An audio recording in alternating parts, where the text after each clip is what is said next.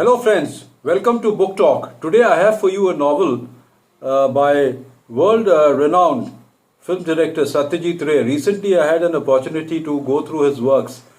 They are marvelous. The original Bengali title of this particular novel is Gangtok Gondogol. In English it would mean Trouble in Gangtok.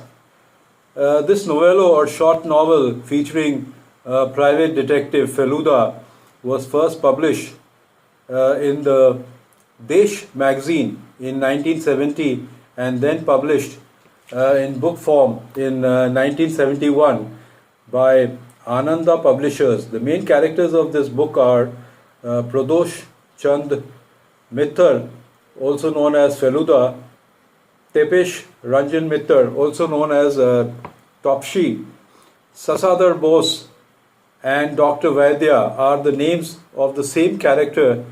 And then you have Nishikanto Sarkar, followed by Helmut Ungar and Virendra Shelvankar are the names of the same character. So Helmut Ungankar and Virendra Shelvankar are the names of the same character. Next is Shiv Kumar Shelvankar, and then you have the curator of the Tibetan Institute. The story is an intricate one. It is about, it's a murder mystery. So friends, please be very attentive. Feluda and Topse travel to Gangtok for the summer holidays on the start of the Bengali New Year. While eating breakfast at Bagdogra airport, they meet a man by the name of Sasadar Bose, who works for a chemical firm dealing with aromatic perfumes. He tells that he had attended a nephew's wedding in Ghatshila, and after that he has come to Sikkim. While stopping at a place called Tista Bazar, the trio then discovers about an accident that took place in the North Sikkim highway. They learn that a huge boulder had crashed on the taxi and the taxi fell off the cliff, but the driver escaped unhurt. Feluda and Topsy are staying at Hotel Snowview while Sasadar Bose is staying in the dark bungalow. In the evening, Sasadar Bose comes to Feluda's hotel and informs him that the man who fell down the cliff in the accident was in fact his partner Shiv Kumar Shelvankar, who was also the owner of the company. Sasadar Bose walks out of the hotel to find a flight to Bombay the next day. This is when Feluda meets another Bengali in the hotel by the name of Nishikanto Sarkar. He reveals that he had a statue of a Tibetan god named Yamantak, which had 9 heads and 34 hands. He says that he had sold the statue to Shelvankar for 1,000 rupees. While walking on the road, they meet a German hippie, Helmut Ungar, who tells them more about Shelvankar. He tells them that he had a son whom he loved, but the son ran away from his father. Helmut tells Feluda that on the day of the accident, Mr. Shelvankar and he were supposed to have gone to Gumpa, a place on way to Singik, but Helmut last moment changed his program and left early to take some photographs. He reveals to Feluda that Shelvankar used to keep the statue with him in his pocket as he thought it to be a lucky charm, but after the accident the statue had gone missing. Helmut also tells that the reason of this superstition is because of the advice of a certain Dr. Vaidya. Later in the evening, Feluda and Topse go to the Tibetan Institute to learn more about this particular charm, the statue. Feluda asks the driver of the taxi he is traveling in to come in the morning the next day because he wants to see the scene of the accident. They reach the Tibetan Institute where the curator declares that the Yamantak which Shilvankar had would cost a little more than 10,000 rupees. Feluda returns to the hotel to find Bose waiting for him. Bose tells Feluda that tomorrow he will be leaving for Bombay. Next day, Nishikanto Sarkar tells Feluda that someone threw a piece of paper in his room. The paper consisted of a Tibetan word which simply meant death. Later, Feluda and Topse travel to the accident site. There, Feluda finds a white button. He also reveals that someone had tried to make the boulder fall by using a strong iron rod, and that this accident was nothing else but a well-planned murder. Feluda sends a telegram to Bose asking him to come back to Gangtok.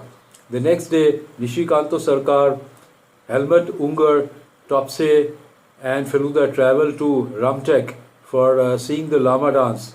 Feluda learns through a telegram that Shivlankar's estranged son is very well present in Sikkim monastery, in one of the monasteries, and a detective agency has found the same. Then Feluda hears someone shouting. He and Topse come to the source of the sound and find that Mr. Sarkar had been pushed down the cliff. They rescue him and they come back to Gangtok.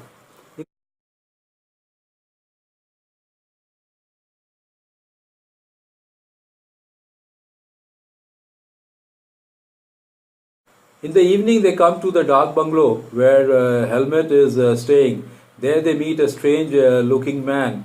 Helmut introduces himself as Dr. Vaidya. Dr. Vaidya, who specializes in talking to souls, of the departed, tells all of them through Shilvankar's spirit that he was murdered and Virendra is responsible for his death. Helmut tells that Virendra is Shilvankar's only son. Dr. Vaidya tells Feluda that tomorrow he will be traveling to Pemiangachi. Next morning, Topse finds a paper near Feluda's ashtray. The paper consists of the same Tibetan word meaning death. Feluda tells Topse that today he will conduct an experiment on the North Sikkim highway. After conducting the experiment, Feluda concludes that the murder was done by first hitting Shilvankar with a rod and then throwing the vehicle down the cliff. Then a boulder was thrown to make it look like an accident. The driver was bribed. While Feluda was telling this, a boulder comes crashing down. Topshi saves Feluda from being crushed. In the evening, Helmut comes to Feluda's room and shows him two photographs. The photographs were taken during the crime. It shows a man wearing red clothes standing on top of the mountain and seeing the car falling. When Feluda tells that this is that man, Virendra, Helmut tells that it is impossible because he is only Virendra. He tells Feluda and Topshi that he did not like his father marrying twice and thus ran away from home. That his father approached a detective agency to find his son. Then Helmut, or Virendra you could say, came to Sikkim. Helmut tells Feluda that he suspects Dr. Vaidya to be the murderer. They decide to travel to Pemiangachi to apprehend Dr. Vaidya. They pull in Mr. Sarkar also. Next day, while traveling to Pemiangachi, Sasadar Bose also follows them and requests them to also take him. They reach Pemiangachi in the evening. There they find that Dr. Vaidya is not there, but he has left his stick in the dark bungalow. Feluda then announces that Sasadar Bose is the killer. He killed Shilvankar to take over the ownership of his company. When Bose says that he had gone to his nephew's wedding during the murder, thereby creating an alibi, Feluda reminds him that in the Bengali calendar, no wedding is held during the month of Chaitra, since it is an inauspicious month, and that they had come together to Sikkim during the starting of the month of Baisakh. The first month of the Bengali calendar. Feluda tells that Sasadhar Bose and Dr. Vaidya are the same person. Dr. Vaidya told Shelvankar about his own life and impressed him. While going to the Gumpa, Dr. Vaidya and Shelvankar traveled in the same car. Then Dr. Vaidya, or you could say Sasadhar Bose, who happened to be the same person, hit Shelvankar with a rod and murdered him. Then he came back to Kolkata. Then, as Sasadhar Bose, he travelled in the same plane with Feluda. Dr. Vaidya tried to put the blame on Virendra, but even when he did not know that helmet was actually Virendra. When he saw that Feluda was conducting an investigation, he tried to kill Feluda. Feluda also tells that Mr. Sarkar wanted to steal the statue of Yamantak from Shelvankar. So after the murder, he came down to find the same, but Bose saw him and started harassing him. Bose tries to escape but is caught by the leeches around. Feluda finds the statue in the belongings of the Sasadhar Bose. Sasadhar Bose is arrested and Feluda solves one of his most complex cases. So friends, it's an interesting story, a very sweet story. If you ever find this story, you can read the story. It's not a very lengthy story, and I would give it 7 out of 10.